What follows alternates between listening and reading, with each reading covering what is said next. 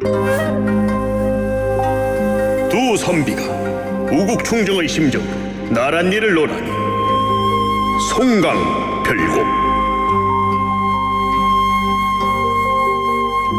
뉴스파이팅 배승입니다. 4부를 시작합니다. 송영훈 국민의힘 법률자문위원, 강성필 민주당 국민소통위 부위원장 두 분과 함께합니다. 어서 오세요. 안녕하세요. 네, 안녕하세요. 송영훈입니다.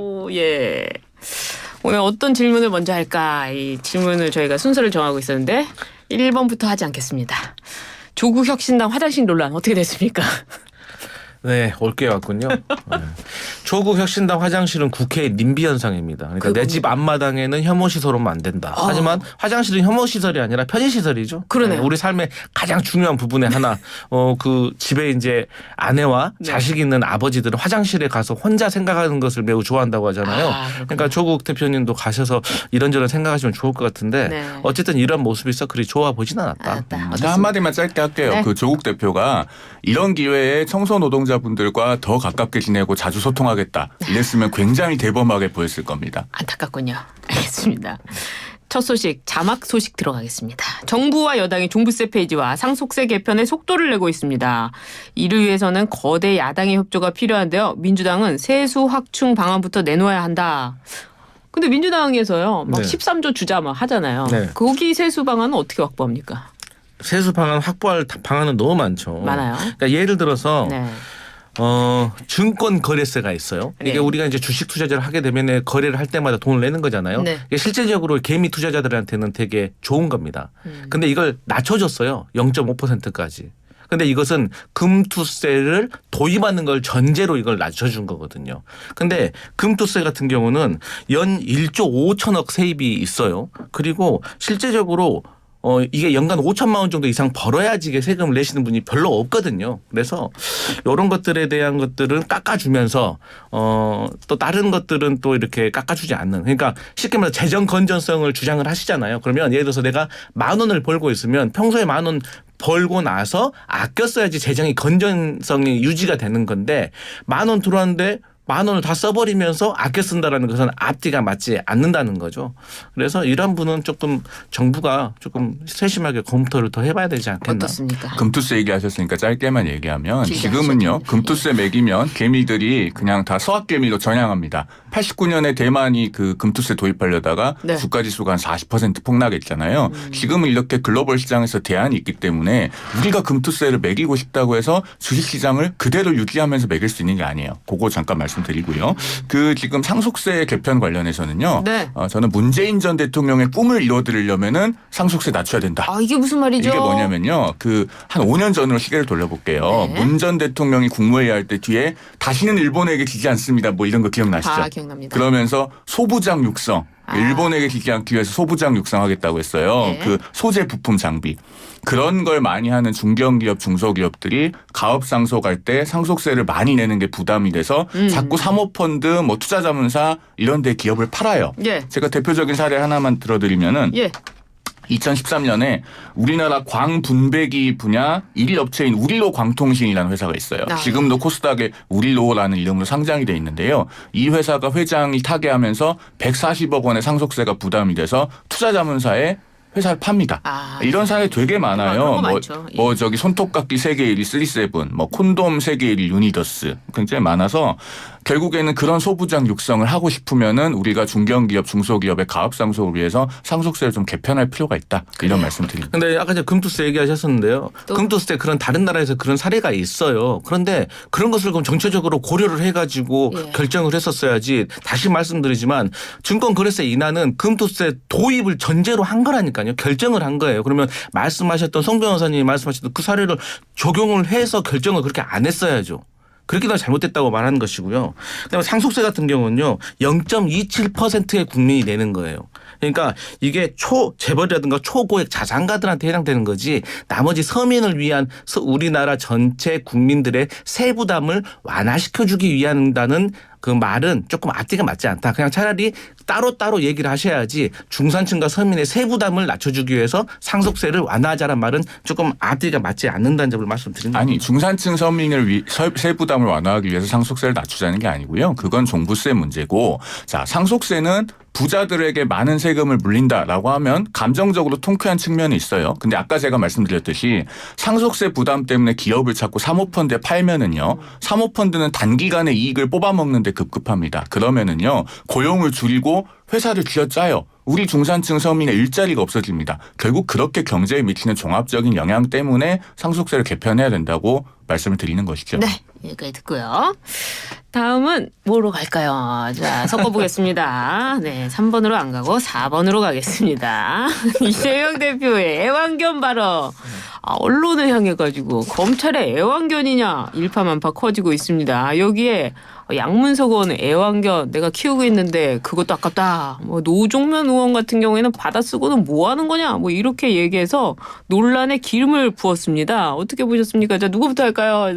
아니 민주당이 먼저 말씀하셔야 되는 거 아니에요? 그래요. 예, 민주당. 아니 저는 개인적으로 이재명 대표가 애완견이라는 말을 했을 때 네. 언론 전체에 대해서 말한 건 아니라고 생각을 해요. 아니 그러니까 언론 전체에 말했잖아요. 아니, 그러니까 본인이 자세한 설명했어야지. 그 앞에 저 속내는 네. 이 편파적으로 선택적으로 보도하는 언론에 대해서 얘기하는 거지 어떻게 모든 언론에 대해서 그렇게 얘기를 했겠어요. 그러니까 현장에서 얘기를 하다 보니까 자세한 설명이 좀 빠진 것 같은데 그 부분은 아쉽고요.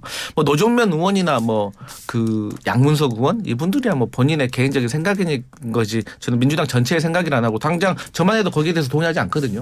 동의하지 않습니까? 근데 이제 이재명 네. 대표로서는 억울한 면이 있는 거죠. 아쉬운 면도 있고. 그게 뭐가 있냐. 뭐 예를 들어서 쌍방울이 이재명 대표 변호사비 대납했다고 했어요. 그때 얼마나 많이 보도했습니까? 근데 기소 못했어요. 그럼 헛다리 짚은 겁니까? 그러면 그건 보도해야죠. 왜 못했는지.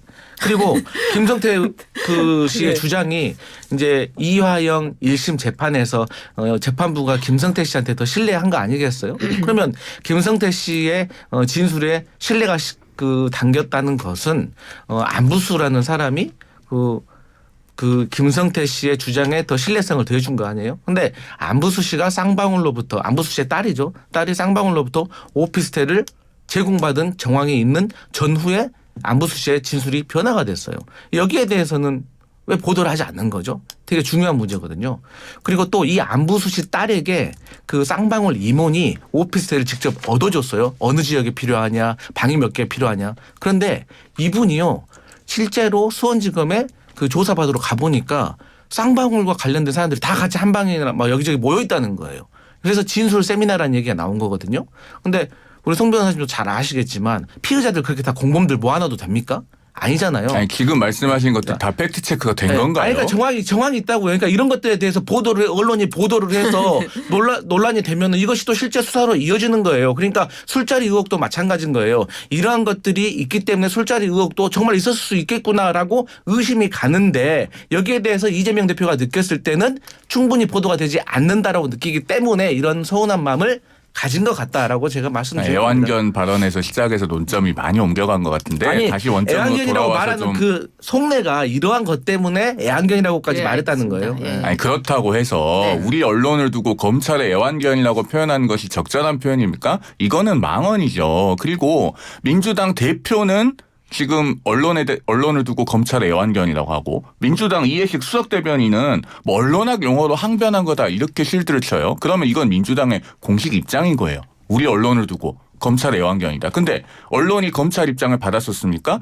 검찰과 변호인이 치열하게 공방해서 법원이 판결을 한 걸 가지고 보도를 했어요. 이걸 가지고 검찰 애완견이다. 굉장히 위험한 언론관을 갖고 있고 그러면 그 당의 많은 언론인 출신 의원들 예를 들면 뭐 노종면 의원, 이훈기 의원, 또 이정은 의원, 한준호 의원, 고민정 의원 이런 수많은 언론인 출신 의원들 다 애완견 출신 국회의원입니까? 이건 정말 민주당이요. 해도 너무 선을 넘었어요. 그리고 네. 김성태 진술 신빙성 얘기하니까 제가 재밌는 이야기 하나 해드릴게요. 네. 그 김성태 회장이 2018년 12월 말에 중국을 가요. 중국을 가서 이 북한 관계자들을 만나고 뭐 김성애 실장 이런 사람들 다 만납니다. 만날 때 이화영 부지사하고 통화를 해요. 그 판결문에 다 나와 있는 내용이에요. 통화하니까 이화영 부지사가 뭐라고 하냐면 국정원장을 만났는데 미국에 지금 그 대표가 중국에 가 있다고 한다. 김성애 보고 미국 대표 좀 만나라고 해라. 그게 누구냐면 아마 그 당시에 북핵 수석 대표였던 스티븐 비건을 말하는 걸 거예요. 그러니까 김성태 회장이 김성애 실장한테 그 이야기를 했다는 겁니다. 그러니까 김성애 실장이 사업하시는 분이 그 정치도 아냐 그러면서 안 그래도 만나고 왔다. 그렇게 얘기를 했다는 거예요. 자, 이런 얘기를 김성태 회장이 지어낼 수 있습니까? 그다음에 자꾸 이재명 대표는 김성태 회장 보고 조폭 출신이라고 그러는데 조폭 출신이 이런 말을 지어낼 수 있냐고요. 그리고 그런 분한테 검찰이 진술을 학습을 시킨다고 한들 이런 내용을 학습시키겠습니까? 그러니까 이건 다 본인이 경험한 얘기인 거예요. 얼마나 구체적이고 신빙성이 높습니까? 자, 여기서 제가 추가적으로 질문을 드리겠습니다. 이제 뭐 언론에 왜 안부수 재판을 이렇게 안 하느냐, 뭐 여러 가지 얘기해 주셨는데 안부수라는 사람을 국민들이 다 알아야 되는 겁니까? 아니, 저는 안부수 제가 재판을 묻고 싶은 거는 왜 포인트는 이겁니다. 우리 석유공사 석유 이번에 발표를 했어요. 국민들의 관심은 석유가 많이 나오느냐 안 나오느냐가 궁금한 거예요. 그럼 언론은 그걸 따라갈 수밖에 없는 거 아닙니까? 근데 어떻게 국민의 관심사를 그렇게 결정질 아니, 수가 보세요. 있죠? 이재명 대표도 마찬가지입니다. 이재명 대표 재판에서 이재명 대표이기 때문에 이재명 대표한테 관심이 있는 것이지 다른 사람들은 주변 인물 아닙니까? 그런 그 가치도가 있잖아요. 중요도가 있잖아요. 그런 부분에 대해서 민주당은 어떻게 보십니까? 근데 똑같이 해야 되니까 이재명과 다 똑같이 그냥 보도해라. 석유가 많이 나오냐에 네. 대해서 관심이 있는다고 그런 국민도 있겠지만 네. 석유 시추하기 전에 이 석유 시추를 하는 정보를 제공한 그 회사가 제대로 된 회사인가에 대해서 아니, 궁금해하시는 국민도 있다는 점. 그러니까 네, 그리고 정보의 가치 정도가 있잖아요. 그러니까 그건 이제 그 진영에 따라 다르기 때문에요. 그렇게 확정적으로 얘기할 수는 없고요.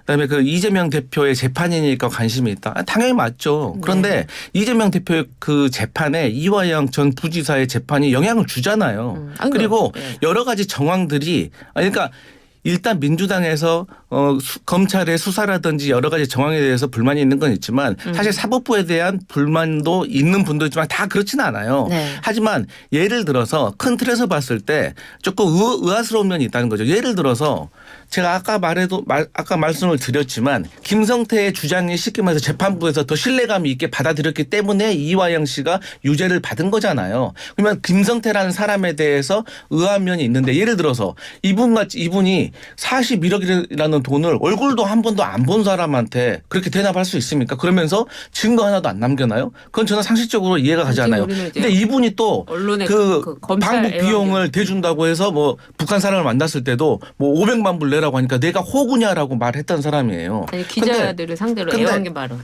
아니 그러니까 이런 전면적인 것들이 그 제대로 보도되지 않는 거. 그러니까 어떤 언론은 보도를 하고 어떤 언론은 보도하지 않는 이 기울어진 운동장에 대해서 이재명 대표가 서운하다는 것이죠. 안부수씨 판결에서요. 일단은 대북 송금의 목적에 대해서 판결문을 보면 판단을 안 했고요. 그다음에 안부수씨 판결은 작년 5월 23일에 나왔는데 김성태 회장이 그 이화영 전 부지사 사건에서 증언하기 시작한 거 작년 7월 10일입니다. 그러니까 안부수씨 1심 판결에는 반영이 안 됐겠죠. 그리고 자 민주당에서 자꾸 부수적인 걸 가지고 논점을 흐리는데 제가 핵심을 짚어드릴게요. 네. 이재명 대표는 언론에 대해서는 애완견이라고 하고 검찰 계속 비판하고 그리고 사실상 그 검찰의 손을 들어준 법원에 대해서도 지금 비난을 하고 있는 겁니다. 그런데 딱 한 사람 이재명 대표와 민주당이 지금 비난을 못하는 대상이 있어요. 누굽니까? 이화영 전 부지사입니다. 자 이재명 대표의 프레임처럼 이재명 대표는 한 번도 보고받은 적이 없고 자기 다 모르는 내용이면요. 이화영 전 부지사는 김성태 회장을 속여서 북한에 800만 달러 100억 원이 넘는 거금을 북한에 갖다 주게 한 사기범인 거예요. 그러면 이재명 대표는 자기 정말 아무것도 모르는 내용이면은 억울할 거 아닙니까? 이화영 전 부지사를 본인이 직접 사기로 고발해야죠. 네. 안 하잖아요. 무고의 위험을 이재명 지고 대표가 고발해야죠. 알겠습니다. 그 알겠습니다. 있었던 일은 거기에 대해서는 재판으로 이제 소명하면 될 텐데 그래, 예. 이화영 지사를 고발해야 된다, 고소해야 된다 그런 얘기는 좀 다른 얘기인가? 언론의 보도의 가치예요. 언론은 어떤 거를 중요하게 생각하는가 이거에 대한 질문에 답변이 여기까지 왔습니다. 국민의힘 차기 대표 선호도 조사에서 한동훈 전 비대위원장, 유승민 전 의원이 접점이라는 여론조사 결과가 나왔는데요. 한국갤럽이 뉴스원 의뢰로 지난 14일부터 15일 국민의힘 차기 대표 선호도를 물은 결과 응답자의 29%가 유승민, 27%가 한동훈을 꼽았습니다. 이어서 안철수 10%, 나경원 9%, 원희룡 6% 이렇게 뒤를 이었는데요. 어떻게 보셨습니까? 누구부터 대답을 할까요? 뭐 국민의힘 얘기니까. 네. 그 이제 응답자를 국민의힘 지지층으로 한정하면은 한동훈 전 위원장에 대한 지지가 50%가 넘는다는 그렇군요. 거 아닙니까? 예. 그러니까 아마 이제 8대 2 중에 2. 그러니까 여론조사를 반영할 때 이제 역선택 방식이 들어갈 거니까요. 네. 그 부분에서는 한동훈 전 위원장이 상당히 유리할 것 같아요. 예. 다만 이제 어대한 얘기가 자꾸 나오는데 저는 이것은 한 세 가지 점에서 그렇게 바람직한 워딩은 아니라고 생각해요. 첫째로 네. 이제 다른 전당대회 경쟁자들도 어대한 얘기 자꾸 나오면 굉장히 서운하실 거고 네. 그다음에 한동훈 전 위원장 본인도 사실은 그런 얘기 그렇게 썩 좋아하진 않을 것 같아요. 그렇죠. 왜냐하면은 지난 총선 때 캠페인 과정을 보면은 한동훈 전 위원장은 당에서 오버하려는 사람들이 나오면은 계속 그걸 제어를 하는데 초점 맞췄습니다. 우린 굉장히 겸손하게 캠페인을 해야 된다. 그런 스타일로 봤을 때 본인도 어대한 얘기 나오는 건 자꾸 좋아하지 않을 것 같고 그다음에 그 당의 전당대회 흥행에 있어서도 별로 바람직하지 않아요. 그래서 네. 이제 결혼은 식장에 들어가 봐야 하는 거고 선거는 뚜껑을 열어봐야 하는 거니까. 결혼도 끝까지 가봐야 알죠. 그러니까 유리한 위치에서 시작은 하겠지만 예. 그래도 결과는 모른다. 아직 모른다. 모른다. 예, 알겠습니다. 이번 여론조사는 무작위 추출된 무선 전화 가상번호의 전화조사원 인터뷰 방식으로 진행이 됐는데요. 자세한 내용은 중앙선거 여론조사 심의위원회 홈페이지를 참조하시면 됩니다. 어떻습니까? 한동훈 대세론? 한동훈 대세론이 뭐 말씀하신 것처럼 국민의힘에게 그렇게 긍정적인 그 효과만 있는 건 아니죠. 네. 왜냐하면 건전하게 많은 사람이 나와서 다채롭게 어떤 정책적으로라든지 슬로건을 내세우고 경쟁을 해야 되는데 네. 일방체제로 가버리면 재미가 없잖아요. 그리고 네. 이제 그런 과정 속에서 네. 뭐가 좀 문제냐면 친윤 세력들이 어떻게든 한동훈을 견제하려고 하는 모습들이 곳곳에서 보이고 있다는 점. 네. 그러니까 이게 많이 부각되지는 않지만 그래도 결론은 뭐 이철규 의원이 뭐 한동훈 전 비대위원장을 보고 검찰 중간 간부에 지나지 않은 사람 이런 말들은 되게 모욕적인 말이고 예. 감정적인 말이거든요. 예. 그리고 듣는 사람도 서클이 좋아 보이지는 않아요. 그래서 이러한 것들이 한동훈 전 비대위원장이 만약에 당 대표가 된다고 하면 네. 아무래도 비윤 반윤이 될 것 같기 때문에 대통령실에서는 부담이 될 수도 있겠지만 이조차도 말씀하신 것처럼 개입하지 않겠다고 했기 때문에 내버려 둬야지. 네. 아니 원조 친윤이라고 이렇게 일컬어지는 이철규 의원이 그런 소리 하면 대통령실이 개입하지 않는다고 누가 생각하겠습니까? 제가 추가 질문 드리고 싶은데 네. 지금 한동훈 대세론 말씀하셨잖아요. 근데 민주당은 이재명 대세론 아닙니까? 네. 그걸 비교해 보면 어떻습니까? 지금 뭐 한동훈 대세론 얘기하는데 이재명 대세론 얘기 갑자기 왜 나오는 거죠? 아니 국민의힘은 한동훈 대세론이라고 하니까 네. 여기 민주당도 또 이재명 대세론. 근데 이재명 대표가 성장형 과정하고 한동훈 전 비대위원장 성장하고 비교의 대상이 아니잖아요. 비교 대상이 아니니까. 네. 알겠습니다. 아니 왜 재미로 물었어요. 아, 재미가 없어서. 아 재미없었어요? 네. 어떻습니까? 한동훈 대세론의 견제 친윤계가 이어지고 있어요. 글쎄요. 그것을 네. 이제 뭐 견제라고 해석하시기도 하는데 네. 원래 또 전당대회라고 하는 것은 경쟁을 하니까 상호 간에 적절하게 또 그 견제 구성 멘트도 날리고 네. 심지어는 네거티브도 하고 그렇게 진행이 되는 것이 선거죠. 뭐 과정에 있어서 늘 네. 수반되는 일이고 네. 다만 제가 한 가지 당부드리고 싶은 것은 모든 전당대회 주자들이 이번에 어쨌든 총선 패배하고 나서 치른 전당대회 아닙니까? 그러니까 당의 어떤 재건과 네. 통합이라는 관점에서 다들 캠페인에 임해 주시면 좋겠다. 저는 그 정도 근데 제가 생각했을 때 말씀드립니다. 지금 이제 선거 시작이 전에는 어대한인지 모르겠지만 네. 선거 시작하면은 저는 어대한 안 될 것 같아요. 그러니까 어떻게 될것 같아요? 예를 들어서 김재석 같은 의회 인물이 또 등장할 수도 있고 또 뭐 예를 들어서 나경원 의원이 네. 또 출마를 해가지고 뭐 이철규 의원 같은 분하고 예를 들어서 연대를 할 수도 있고 예를 들어서입니다. 나이 연대. 그렇게 하다 보면 예. 사실 뭐 매기 효과가 될 수 있고 매기 효과를 넘어서 나비 효과가 일어날 수도 있는 거거든요. 과거에 국민의힘에서 이준석 대표가 당대표가 됐을 때도 초반 레이스에서는 그렇게 압도적이지 않았잖아요. 정말 의외의 결과로 된 거기 때문에 전 지켜볼 필요가 있다. 다 그렇기 때문에 다채로운 사람 예를 들어서 유승민 전 의원 같은 분들도 포기하지 말고 꼭 나와야 한다. 이런 말씀 드리고 싶네요. 그렇게 된다면은 그게 바로 이제 국민의힘이 가지는 역동성인데요. 지금 민주당은 저기 이재명 대표 일극 체제가 확립이 돼서 어차피 다음 전당대회 해도 이재명 대표가 연임할 것이 뭐 거의 확실시되지 않습니까? 그러니까 민주당에는 그런 역동성을 허용할 수 있는 틈이 전혀 없어요. 그게 앞으로 민주당에는 큰 리스크가 될 겁니다. 맞아요. 이제 거기에 대해서 좀 아쉬운 면이 있는데 분명 말씀드리고 싶은 거는 그러한 일극 체제 속에서도 압승을 하고 그러한 일극 체제가 있는 정당을 상대한 국민의힘이 참패를 했다는 데에서 원인을 좀 생각해 봐야 된다. 야. 네, 그 말씀 드리겠습니다. 오늘 이 송강별곡이 아니라 정치 펀치 같네요. 아, 오늘 우리 강성필 부위원장께서 굉장히 펀치 날려주고 계신데 오늘 뭐 기분 안 좋습니까?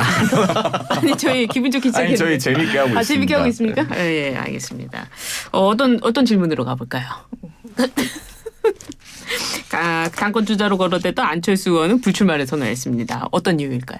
아무래도 이제 본인은 그 당권 경쟁보다는 네. 차기 대선 경선으로 네. 직행하겠다는 그런 생각이 있는 것 같아요. 그러니까 뭐 안철수 의원이 지금은 이제 뒷줄에 있지만 네. 또 대선 경선 한 2년 반 남은 거 아니겠습니까? 그렇죠. 예. 2년 반 동안 또 무슨 일이 일어날지 모르니까 예. 우리가 뭐 한 달 남은 전당대회도 지금 단정적으로 예측할 수 없는 그렇죠. 것처럼 그래서 이것도 역시 아직 모른다. 아직 모른다. 될 것 같습니다. 어떻습니까? 아니 뭐 방금 질문 뭐였죠? 안철수 왜 불출마했어요? 아니 근데 안철수 의원이 불출마한 건 이유 딱 하나 아니겠어요? 뭐죠? 출마해도 뭐 소득이 없으니까 안 나온 거라고 저는 그거 이유밖에 없지 더 이상 부수적으로 크게 설명할 게 없어서 네. 사실 정치인이 선거에 나가는 이유는 첫 번째가 당선되기 위해서잖아요. 그렇죠. 또 두 번째로는 당선 가능성이 없으면 못 나가는 거죠. 아하. 근데 안철수 의원이 윤석열 대통령의 어떤 당선에 기여를 했지만 네. 어쨌든 지금 현재 당내에서의 입지가 전혀 좀 불안하기 때문에 나와도 본인에게는 좀 소득이 없을 것 같아. 그래서 불출마한 것 같다. 저는 그렇게 보고 그래요. 있습니다. 1차에서 과반을 못하면 결선 투표로 가게 돼 있거든요. 이게 그렇기 때문에 또 다를 수도 있잖아요. 그러니까 이 결선 예. 투표가 굉장히 중요한 변수죠. 뭐 지난번에는 이제 김기현 후보가 52%대 예. 득표를 하면서 이제 결선 투표가 성사가 안 됐지만은 이번에 어떻게 될지는 또 좀 두고 봐야 될 문제입니다. 그렇기 네. 때문에 제가 아직 모른다. 라고 말씀을 드리는 거고요. 그래서 예. 한동훈 전 비대위원장이 굉장히 유리한 위치에서 출발은 할 건데 그러면은 한 번에 50%를 넘겨서 바로 당대표로 직행을 하느냐 예. 아니면은 결선을 한 번 더 하느냐. 그러니까 지금 7월 23일에 전당대회 1차 투표 결과를 발표하는데 네. 그날 이제 과반 득표자가 안 나오면은 3일 뒤에 한 번 더 2차 결과 발표한다는 거 예. 아닙니까? 그렇게 되니까 변수는 있다 그래요. 정도로 근데 말씀드립니다. 저는 이 국민의힘 전당대회가 조금 의아한 게 당대표 후보군에 대해서는 되게 관심이 많은데 최고위원 후보군에 대해서는 전혀 좀 말이 좀 적게 나오는 것 같아서 근데 실제적으로 제가 봤을 때는 당대표의 어떤 당선 가능성보다 이 최고위원을 누가 나와서 어떤 구도로 가느냐가 오. 당대표의 어떤 당선에도 영향을 미칠 수가 있고 더 중요한 거는 이 전당대회 끝난 이후에 국민의힘과 대통령실과의 관계 이 여당의 전체적인 불안한 구도가 해소되느냐 아니면 안정적으로 가느냐에 대해서 저는 그 키워드가 거기 있다고 생각을 하는데 아직 최고위원 후보군이 많이 결정되지 않은 거에 대해서 좀 지켜볼 필요가 있다. 저는 그렇게 평가합니다. 러닝메이트 형태로 가게 될 것이다. 뭐 런닝메이트가 될 수도 이렇게 당 대표가 되면 후보로 나오게 되면 반드시 거의 대부분이 최고위원을 런닝메이트로 가는 경우가 많이 있죠. 네. 하지만 꼭 그런 건 아니거든요. 의외의 최고위원들이 나와서도 선전을 할 수도 있는 거기 때문에 예. 조금 거기에서 오히려 또 역동성이 발생할 수도 있는 거기 때문에 최고위원 후보군도 좀 지켜볼 필요가 있다. 그렇죠. 저는. 왜냐하면 이런 게 지금 네. 그 어떤 예측과 분석의 대상이고 또 일부 베일에 쌓여 있고 네. 이런 것이 사실 국민의힘이 가지는 역동성이에요. 자, 민주당도 앞으로 8월에 전당대회를 한다지만 그때 최고위원으로 나오는 분들 중에 비명이 있겠습니까? 지금 민주당은 다 이재명 대표 일극 체제가 돼서 네. 최고위원 후보 나와도 아마 거의 전원이 다 친명일 거예요. 그럼 뭐 런닝메이트 이런 게 필요하겠습니까? 누가 더 이제 강성당원의 지지를 많이 받느냐. 근데 그걸로 왜 경쟁하는 국회의장 거죠. 선거 보면 다 친명 나와도 또 나름대로 역동성이 생기잖아요. 의외성도 생기고 지켜봐 주시면 될 것 같아요. 정치 펀치예요 이거 오늘. 한동훈 대통령, 한동훈 다음 주쯤 출마 입장을 밝힌다고 하는데요. 한동훈 전 위원장과 그리고 대통령실과의 관계 설정 어떻게 될 것 같습니까? 저는요 한동훈 전 비대위원장과 그 윤석열 대통령 관계가 네. 이 한나라 유방왕과 한신 대장군의 관계인 것 같아요. 무슨 말이에요? 그러니까 한신 대장군에 대해 설명을 하면 네. 별 볼 일 없는 동네 건달이었어요. 예. 근데 누가 안 알아줘요. 예. 그런데 어쨌든 유방이라는 사람이 발탁을 해가지고 수많은 전쟁을 같이 치르면서 한나라라는 큰 대국을 세우는데 성공을 한 거예요. 그래서 대장군까지 됩니다. 네. 그런데 이 유방왕 근처에 사람들이 이제 그 한신이 대장군이 돼가지고 왕을 노리겠더라고 모함을 해요. 그래가지고 유방이 한신을 이제 의심하게 됩니다. 그래서 아하. 핍박을 하게 되죠. 그러니까 처음에는 한신은 그 오해를 풀려고 해요. 그런데 계속 오해가 쌓여가는 거예요. 그러니까 자기도 나 살려면 싸워야겠다 해가지고 결국에는 그 유방왕과 한신 대장군이 갈등을 겪다가 결국은 비극적인 결말이 나오는데요.